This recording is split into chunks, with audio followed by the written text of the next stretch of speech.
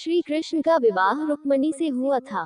भगवान कृष्ण और रुक्मिणी को एक श्राप के कारण 12 साल तक अलग रहना पड़ा था। आज आपको भगवान श्री कृष्ण से जुड़ी इस पौराणिक कथा के बारे में बता रहे हैं।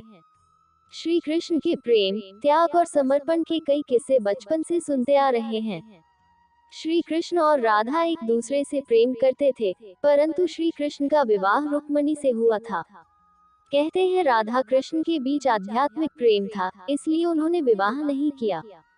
राधा से बिछड़ने से लेकर श्री कृष्ण और रुक्मिणी विवाह की कई कथाएं प्रचलित हैं, लेकिन एक समय ऐसा भी आया था जब श्री कृष्ण और रुक्मिणी को भी बिछड़ना पड़ा था। आइए जानते हैं आखिर किस वजह से श्री कृष्ण और रुक्मिणी को 12 साल तक अलग रहना पड़ा। दुर्वासा ऋषि के आश्रम पहुंचे श्री कृष्ण और रुक्मिणी। पंडित इंद्रमणि घनश्याल बताते हैं कि भगवान कृष्ण और रुक्मिणी को एक श्राप के कारण अलग रहना पड़ा था। पौराणिक कथा के अनुसार विवाह के बाद श्री कृष्ण रुक्मिणी के साथ द्वारका स्थित दुर्वासा ऋषि के आश्रम पहुंचे थे।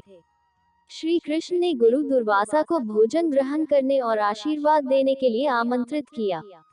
दुर्वासा ने श्री कृष्ण के आमंत्रण को स्वीकार कर लिया, परंतु एक शर्त भी रखी। दुर्वासा ने कहा कि उनके लिए एक अलग रथ की व्यवस्था किए जाए। श्री कृष्ण ने उनकी शर्त मान ली।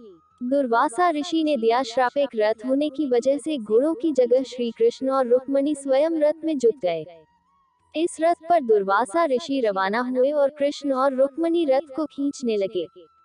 इस दौरान रास्ते में रुक्मिणी को प्यास लगी, लेकिन बीच रास्ते में जल की व्यवस्था नहीं थी, इसलिए श्री कृष्ण ने जमीन पर पैर का अंगूठा मारा, जिससे गंगाजल निकलने लगा।